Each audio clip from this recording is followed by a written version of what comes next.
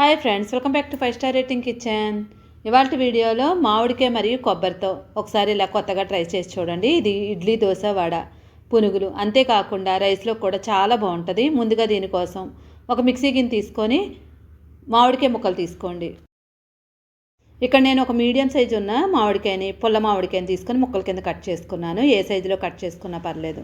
తర్వాత ఒక కొబ్బరి చెక్క తీసుకొని వాటిని కూడా ముక్కల కింద కట్ చేసేసుకోండి. ఇప్పుడు దీనిలో 1 స్పూన్ వరకు కారం వేసుకోవాలి. ఇలా కారం వేసుకోవడం వల్ల టేస్ట్ అనేది చాలా బాగుంటుంది. ఇప్పుడు వీటిని అన్నింటినీ కూడా మిక్సీ చేసుకోవాలి.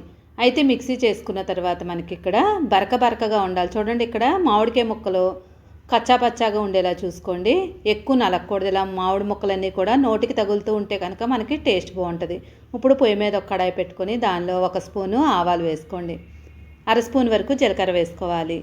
తర్వాత 1/2 స్పూను మెంతులు వేసుకోండి. మరీ ఎక్కువ వేసుకోకండి. ఇప్పుడు వీటిని ఒకసారి వేయించేసుకోండి. ఇప్పుడు దీనిలో ఎండుమిరపకాయలు 8 నుండి 10 వేసుకోండి. ఆల్రెడీ కారం వేసుకున్నారు కాబట్టి మీ కారం తినేదాన్ని బట్టి వేసుకోండి. కనీసం ఒక 10 ఎండుమిరపకాయలైనా వేసుకున్నట్లయితే, ఆ కారం ఉన్నట్లయితే టేస్ట్ బాగుంటుంది. ఇప్పుడు ఎండుమిరపకాయలు వేగిన తర్వాత వీటిని అన్నింటినీ కూడా ఒక ప్లేట్లోకి తీసుకోండి. మొత్తం అంతా కూడా వేగిపోయి కదా, ప్లేట్లో తీసుకోండి. అదే దానిలో ఉంచినట్లయితే మనకి ఆవాలు, మెంతులు నల్లగా అయిపోతాయి. వేరే ప్లేట్లో తీసుకొని పూర్తిగా చల్లారనివ్వండి. ఇప్పుడు అదే కడాయిలో ఒక 3 టేబుల్ స్పూన్ల వరకు నూనె వేసుకోండి. నూనె మొత్తం అంతా కూడా పాన్ అంతా స్ప్రెడ్ చేసుకోండి. ఎక్కువ నూనె కాకుండా ఒక 2-3 స్పూన్లు అయితే సరిపోద్ది. ఇప్పుడు దీనిలో వెల్లుల్లిపాయలు ఒక 10 నుండి 15 వరకు తీసుకొని చిన్న ముక్కల కింద కట్ చేసుకొని వేసుకొని ఇప్పుడు ఈ వెల్లుల్లిపాయ అంతా కూడా ఫ్లేవర్ అంతా దిగే వరకు వేయించేసుకోండి. బాగా వేయించుకోవాలి. ఇప్పుడు దీనిలో 1/2 స్పూను ఆవాలు, 1/2 స్పూను జీలకర్ర వేసుకోండి. తర్వాత నోటికి తగులుతూ చక్కగా క్రిస్పీగా ఉండడానికి శనగపప్పు ఒక 1/2 స్పూన్ వేసుకోండి. ఇప్పుడు వీటిని అన్నింటినీ కూడా వేయించేసుకోండి. ఇవి వేగిన తర్వాత కొంచెం ఇంగు వేసుకోండి. ఇంగు వేయడం వల్ల మనకి పచ్చడి అనేది టేస్ట్ బాగుంటుంది. ఇప్పుడు మొత్తం అంతా ఒకసారి కలిపేసుకొని ఒక రెమ్మ కరివేపాకు వరకు వేసుకోండి. ఇప్పుడు దీనిలో మనం ఆల్రెడీ మిక్సీ చేసి ఉంచుకున్న కొబ్బరి, మామిడికాయ మిక్సీ చేసాం కదా, ఆ పేస్ట్ని వేసేసుకోవాలి. ఇది వేసేటప్పుడు మంటను మాత్రం లో ఫ్లేమ్ మీద పెట్టుకోండి. హైలో మాత్రం అసలు పెట్టొద్దు. ఇప్పుడు మనం ఆల్రెడీ వేయించి ఉంచుకున్నాం కదా, ఎండుమిరపకాయలు, ఆవాలు, జీలకర్ర, మెంతులు వీటిని అన్నింటినీ మిక్సీ చేసుకోవాలి.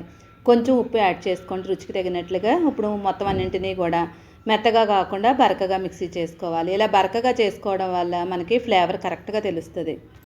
ఇప్పుడు పొయ్యి మీద కొబ్బరి, మామిడికాయ వేసుకున్నాం కదా, ఒకసారి కలిపేసుకొని మిక్సీ చేసుకొని ఉంచుకున్న ఈ పౌడర్ని వేసేసుకోండి. ఈ పొడి వేసిన తర్వాత 2-3 నిమిషాల పాటు బాగా కలిసేలాగా మాత్రం కలుపుకోవాలి. మొత్తం అంతా బాగా కలవాలి. అలా 2-3 నిమిషాలు బాగా కలిపేసుకొని స్టవ్ ఆఫ్ చేసేసుకోండి. చాలామంది రైస్లోకి కొబ్బరి పచ్చడి తినరు. అలాంటి వాళ్ళు ఇలాగా ట్రై చేసి చూడండి. రైస్లోకి అయితే ఇంకా చాలా బాగుంటుంది. ఇంకా ఇడ్లీ, దోశ, వడ దేనిలోకైనా కూడా చాలా బాగుంటుంది. తప్పకుండా ట్రై చేయండి. వీడియో నచ్చితే లైక్ చేసి ఛానల్ సపోర్ట్ చేయండి. ఇలాంటి వెరైటీ రెసిపీ కోసం 5 స్టార్ రేటింగ్ కిచెన్ని సబ్స్క్రైబ్ చేసుకోండి.